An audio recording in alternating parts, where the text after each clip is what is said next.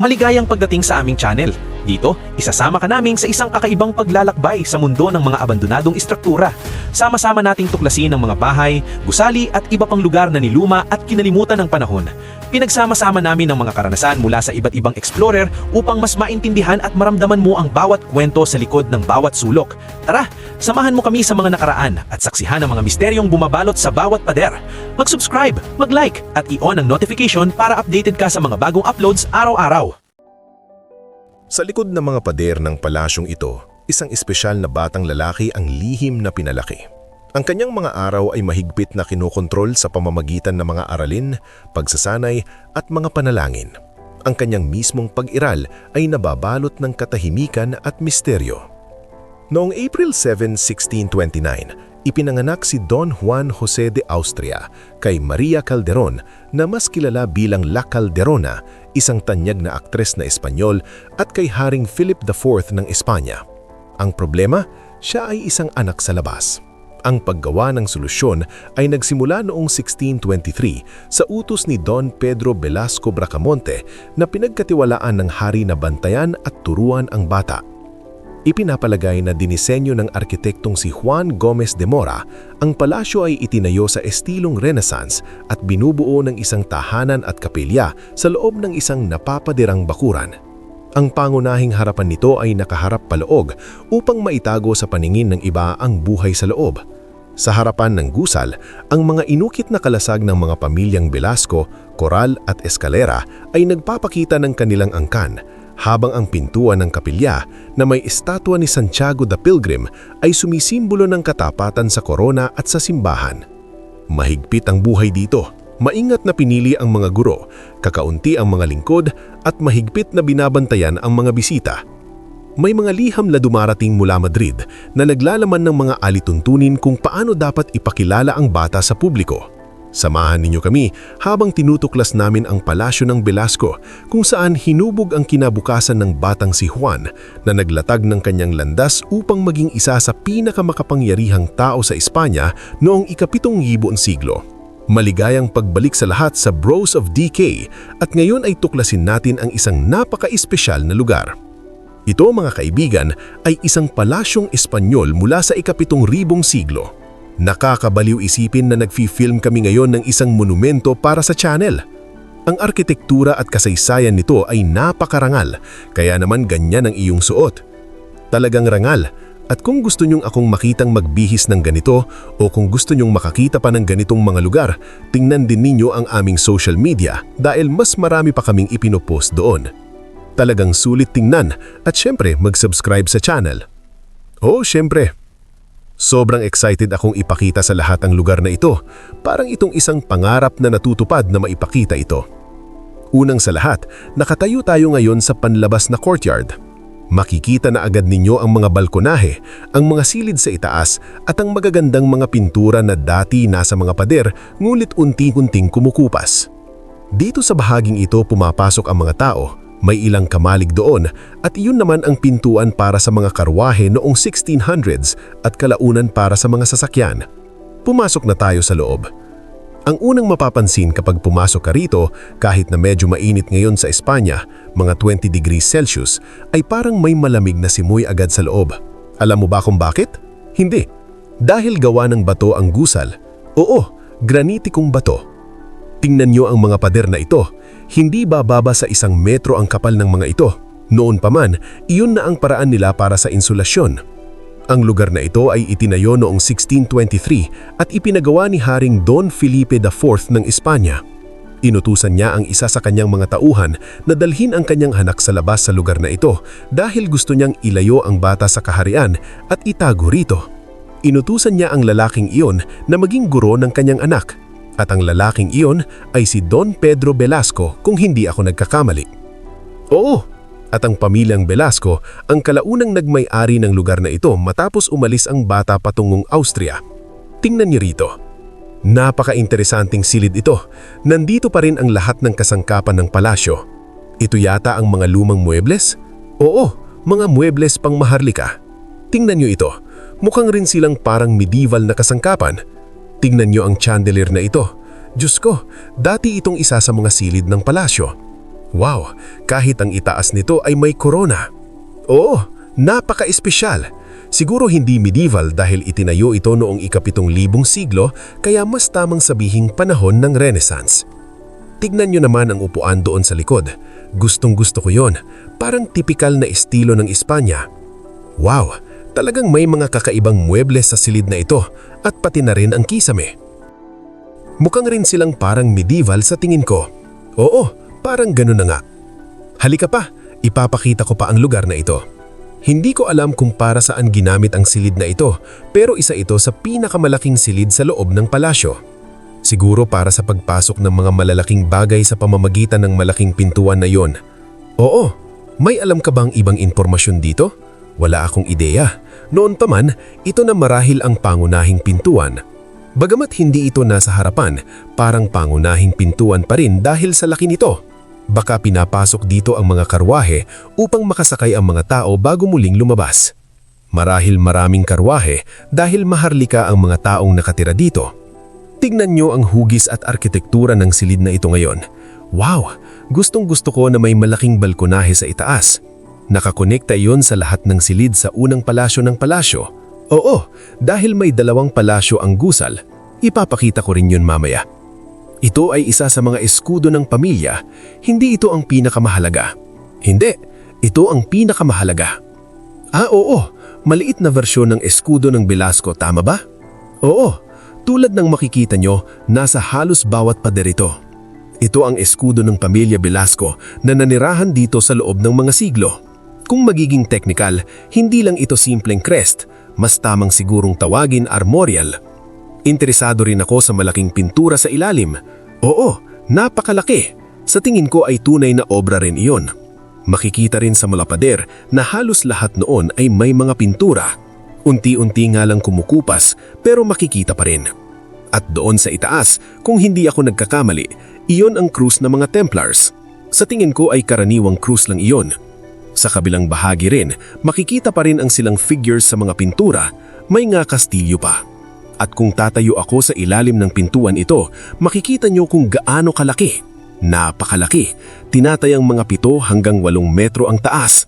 At mula rito, kung lilingon kayo, makikita nyo rin ang kabilang bahagi ng gusal. Gustong-gusto ko ang hugis ng gusal na ito. Hindi ako nakakakita ganito bate. May mga katangian ito ng arkitektura at dekorasyon ng panahon ng Renaissance, kaya malinaw na mula sa panahong iyon ang silid na ito. Tignan naman natin dito kung ano ang makikita natin. Wala silang mga pintura sa itaas, pero may mga larawan ng kanilang mga ancestors sa mga pader. Ang lugar na ito ay malinaw na ilang beses nang naremodel, kaya malamang hindi na mula pa noong 1623. May larawan ng flotila ng bangka. May isa pang pintura sa ibabaw ng pintuan. Gustong-gusto ko rin ang fresko na ito. Halos kupas na nga sa kasamaang palad, pero napakaganda pa rin. Tingnan nyo ang dami ng muebles na nasa ibaba. May chandelier at marami pang iba. Ipakita ko rin ang fresko sa kabilang pader. Ipinapakita niya ang isang kastilyo. Ay, sandali, hindi pala kastilyo iyon. Pader yun ng pintuan ng lungsod. Napakaganda. At may hukbo sa likod na nagmamarcha, tila nagbabantay sa isang uri ng kayamanan na dinadala nila. Hindi, isang taong maharlika.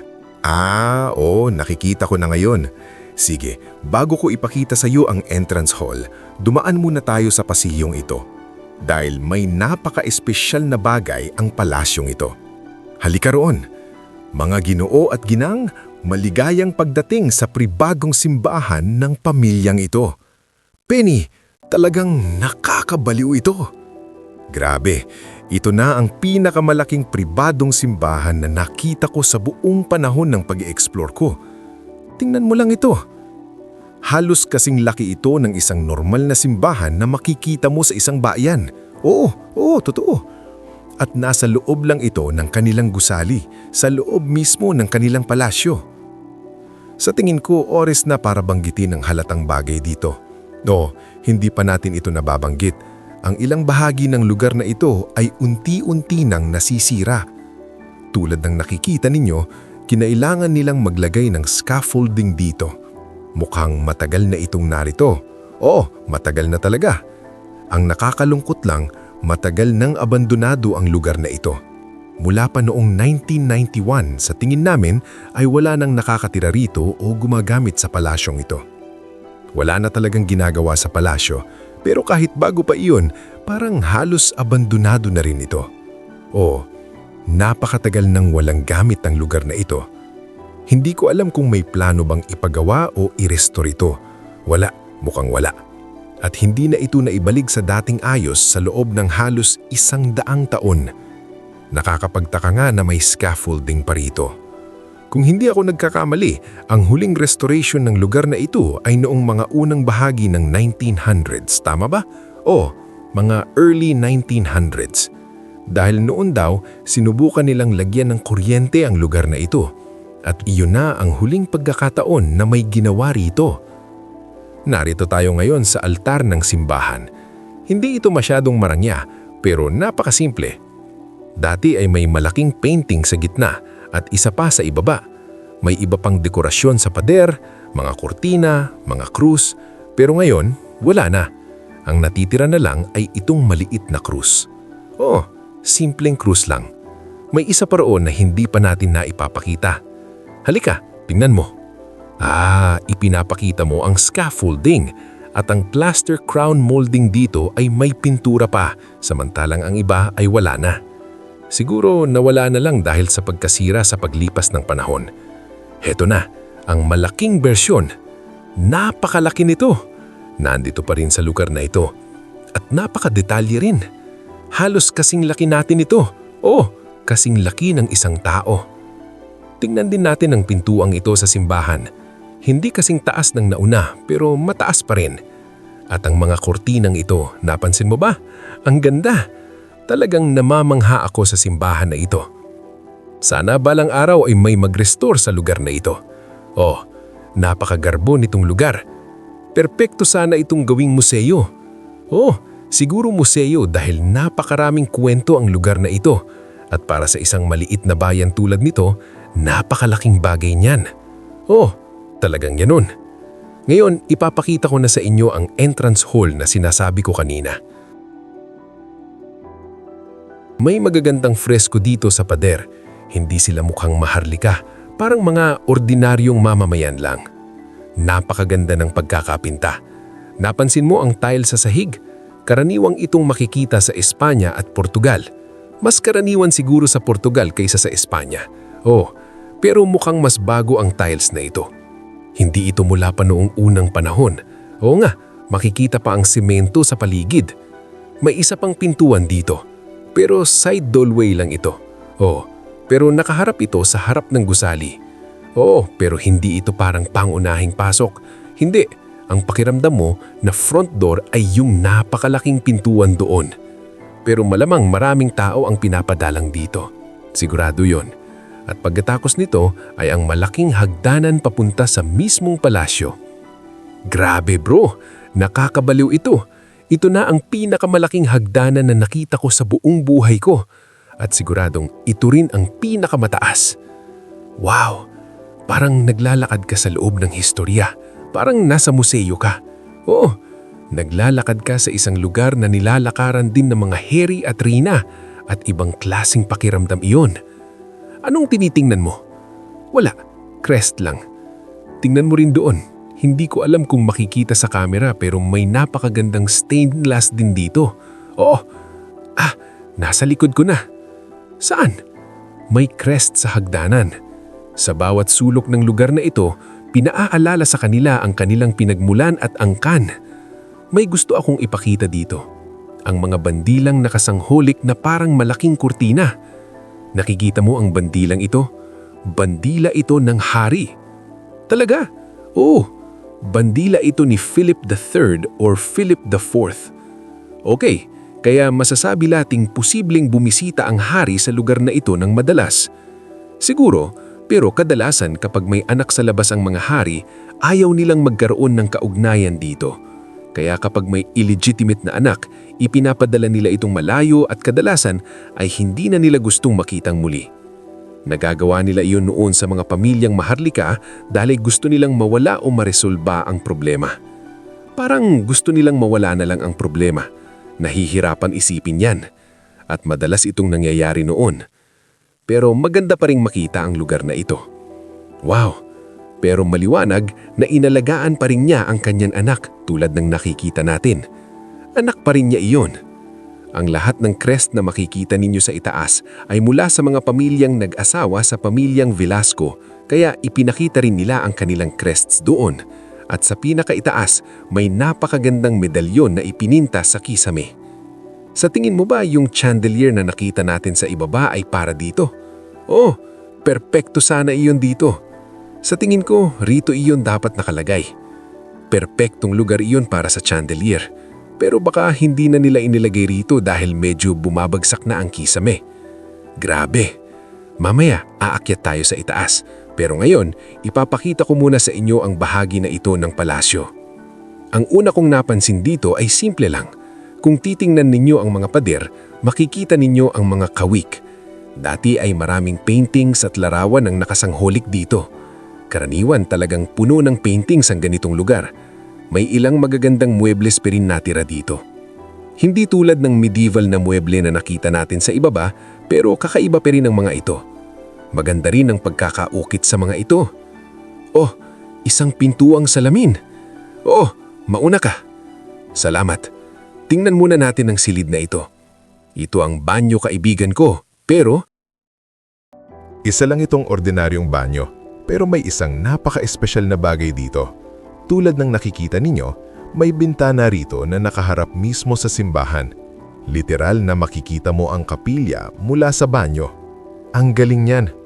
Kahanga-hanga, pero medyo kakaiba rin, hindi ba? Parang pwede kang nakaupo lang sa banyo habang pinapanood ang misa doon. Oo, eksakto. Ang kakaiba talaga nito at napaka-natatangi ng disenyong ang gusaling ito.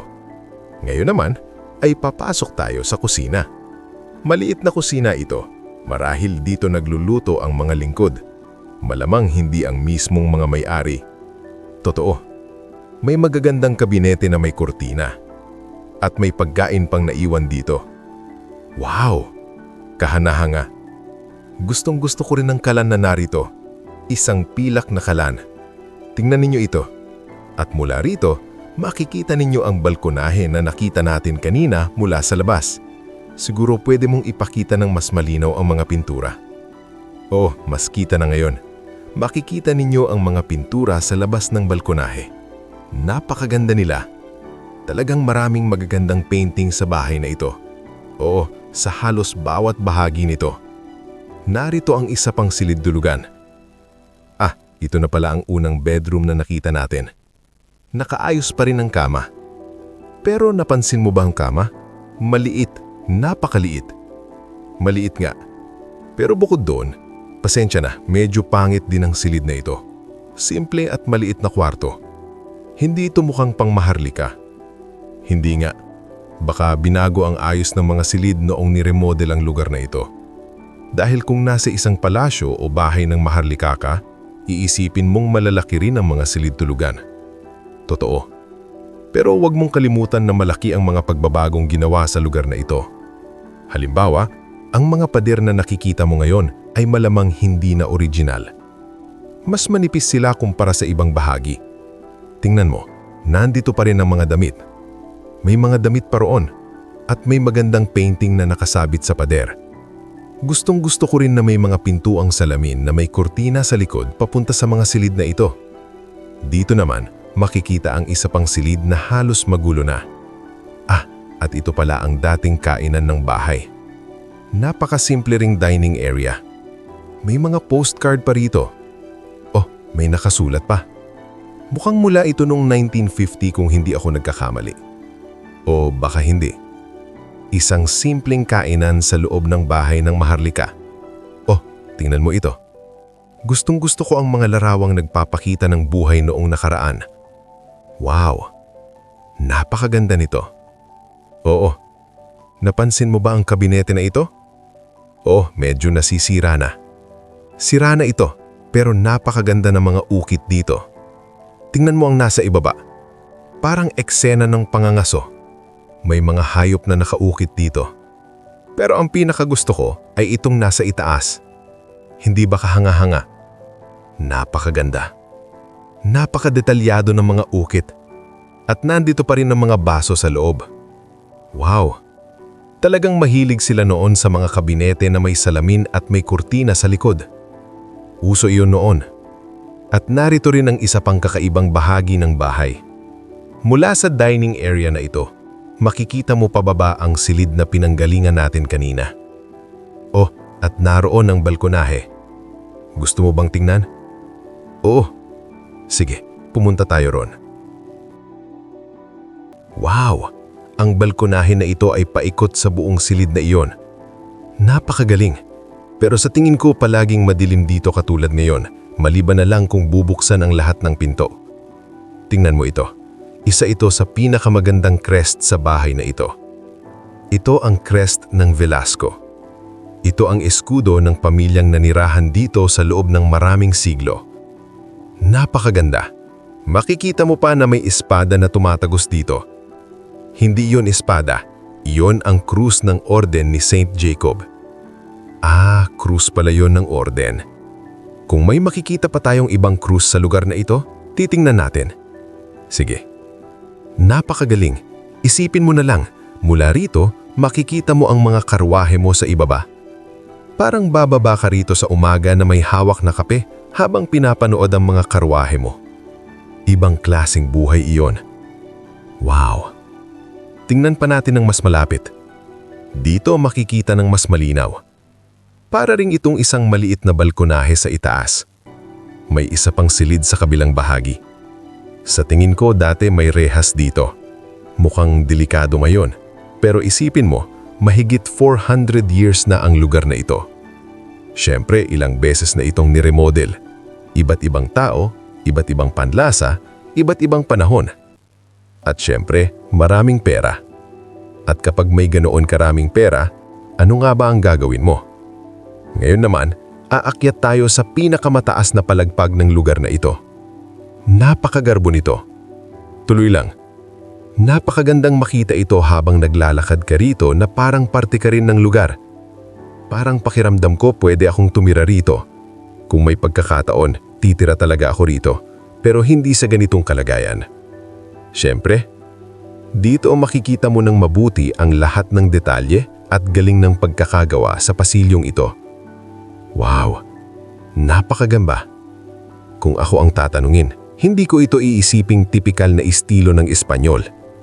Mas parang may Italian na pakiramdam ang ilang bahagi nito. Napakagandang kortina. Isa itong tapestry na kortina, hindi lang basta ordinaryong kortina. Dito sa pader ng silid na ito, makikita ninyo rin ng isa pang tapestry. Medyo kumupas na ngayon. Pati ang plaster sa pader ay natatanggal. Parang malapit na itong mahulog. Sandali.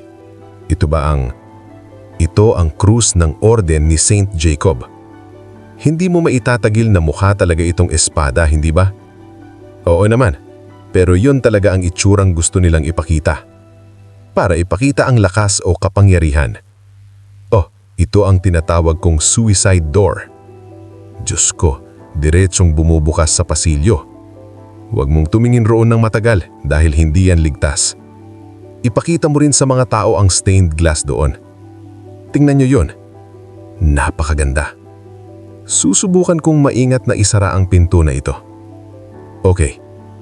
Hindi ko talaga alam kung bakit may pinto na ganyan dito, pero mukhang napakadelikado. Hindi ko rin alam.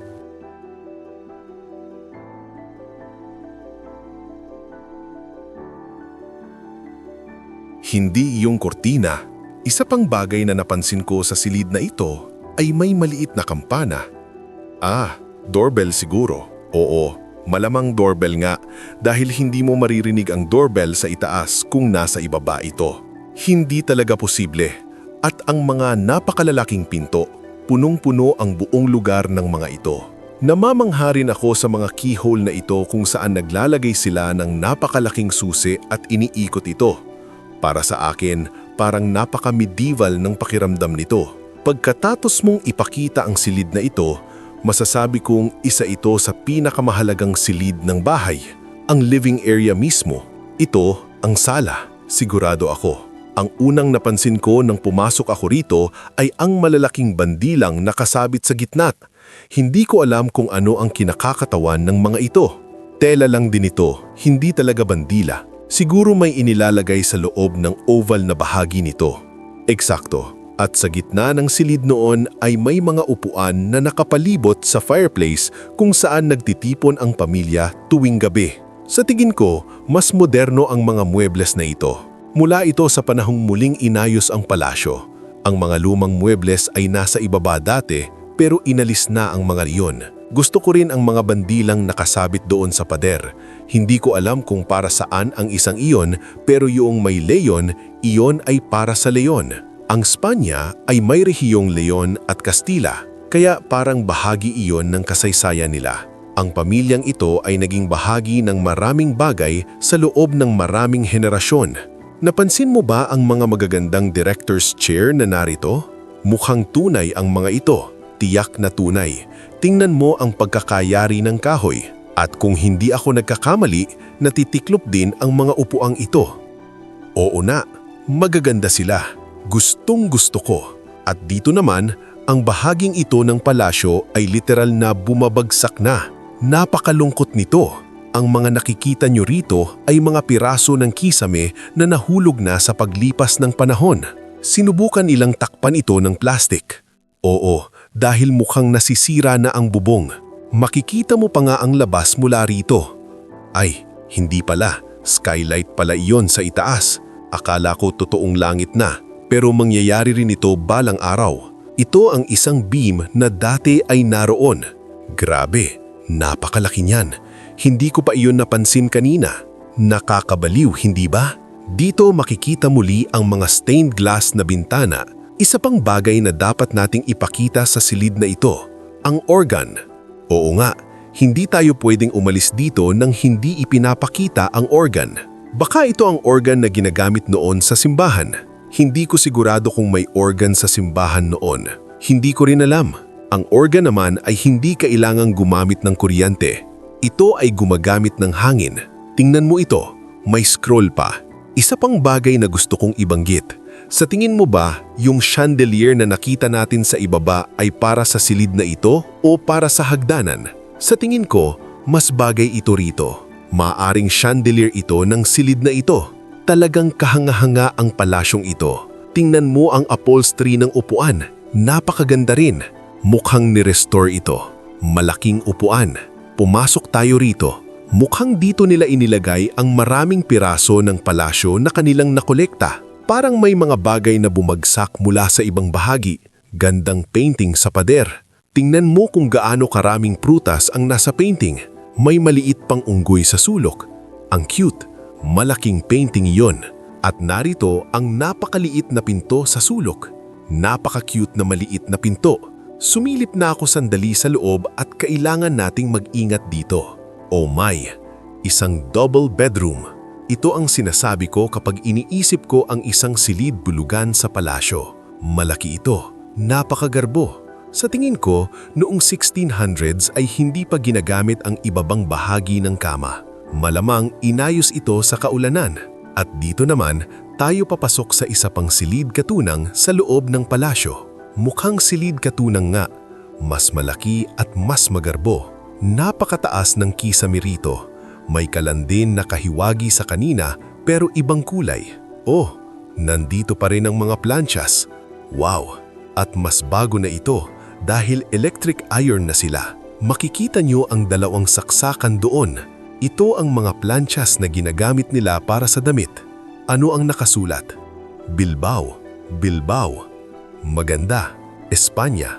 Wow. Oo. Lahat ng plato ay nandito pa rin.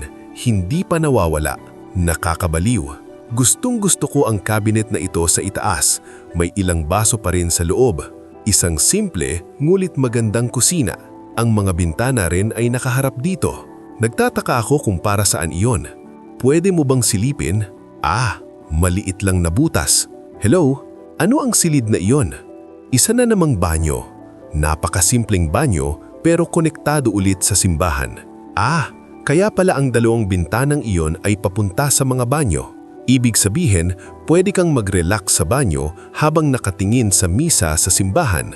Oh, tingnan mo ang fresko sa itaas. At mula rito, makikita mo rin ang crown molding ng kisame. Makikita mo rin ng mas malinaw ang buong bubong, ang scaffolding at ang pagkasira na nangyayari sa simbahan. Napakalungkot talaga. Napakalungkot. Ang banyo naman ay parang isang malaking space na konektado sa iba't ibang bahagi ng itaas na palapag. Narito ang isa pang silid tulugan. May 2 kama pa rito. Pakiramdam ko, mas orihinal ang silid na ito. Oo, talaga. May ilang napakahalagang bagay pa rin na natitira sa lugar na ito. Wow! Napakaganda nito. Parang katulad mang sa iyo, pero mas moderno ng kaunti. Gusto ko. At dito tayo babalik sa pangunahing silid. Nalibot na natin ang buong lugar. Napakaganda. May isa pa tayong hagdanan kailangang akyatin dito sa kusina. Napansin mo ba kung ilang antas meron ang palasyong ito? Nasa 3 antas na tayo ngayon at ang susunod ay 4 na antas. At bawat antas sa bahay na ito ay napakataas. Kaya masasabi mong napakalaking palasyo talaga ito. Talagang curious ako kung para saan ang bintanang iyon. Para ng bintanang iyon ay papunta sa iba't ibang bahagi at napaka-natatangi ng arkitektura ng lugar na ito. Ang hagdanan ba ang tinitignan mo? Ang hagdanan ang tinitignan ko dahil puno ito ng sapot ng gagamba at medyo bulok na. Masasabi ko pa rin na napakaganda nitong hagdanan. Oo, maganda nga, pero napakatanda na nito. Nako, mag-ingat ka sa pagtapak. Tungkol dun sa bintanang binanggit mo, sa tingin ko wala naman itong masyadong gamit. Nasa itaas lang pala ito. Hindi ko alam kung anong nasa itaas natin. Tignan na lang natin. Silipin natin. Ito ang attic ng bahay, ng palasyo. Hindi, wala namang espesyal, bubong lang ito. Pero napakaastig pa ang lugar na ito. Wow! May mga paniki rito sa itaas, mag-ingat ka. Oh, may nakita akong isa na lumilipad. Hindi ka maniniwala sa nakita ko ngayon. Sandali lang, pupulutin ko ito. Sige. Iniisip ko kung ano ang sorpresa. Nakakabaliw ito. Hindi pa ako nakakakita ng ganito dati. Oh, wow. Okay, babala muna. Magpapakita kami ng isang taxidermy na pusa. Ipapakita namin sa 3, 2, 1. Wow! Tingnan ninyo ang hayop na ito. Parang ligaw na pusa pero medyo maliit. At may dugo pa sa mga tainga nito. Ano? Pero bakit nandito ito? Hindi pa ako nakakakita ng ganito dati. Ilalagay ko na lang ito dito. Talagang nakakabaliw. Wow! At ito talaga ang dahilan kung bakit gusto kong mag-explore ng mga attic dahil dito madalas itinatago ng mga tao ang mga bagay na hindi na nila kailangan pero napaka-interesante pa rin. Totoo, noong 1623 itinayo ang lugar na ito. Napakagandang lugar, palasyo ng pamilyang Velasco. Talagang nasiyahan akong ipakita sa inyo ang makasaysayang monumentong ito. Sana balang araw ay makahanap sila ng pondo para maibalik sa dati ang lugar na ito at maging kapaki-pakinabang muli para sa mga tao rito. Salamat sa pag-film, kaibigan ko. Walang anuman. Maraming salamat sa inyong lahat sa panunood ng video ngayong linggo. Kung nagustuhan ninyo ito, paki-like ang video, mag-subscribe sa channel at mag-iwan ng magandang komento sa ibaba. Mayroon ding link sa description para sa Patreon. Doon ninyo maaaring suportahan ang channel at tulungan kaming ipakita ang mga ganitong lugar sa buong mundo. Sa mayon, maraming salamat at magkikita-kita tayong muli sa susunod na linggo sa isa na namang kamangha-manghang adventure. Mahal namin kayo. Sana'y nasiyahan kayo sa ating exploration. Huwag kalimutang mag-subscribe para sa mas marami pang adventures na tulad nito at i-click ang notification bell para updated ka sa bawat bagong video. Siyempre, i-like at i-share na rin ang video na ito sa inyong mga kaibigan. Maraming salamat sa panonood at hanggang sa muli nating pagtuklas.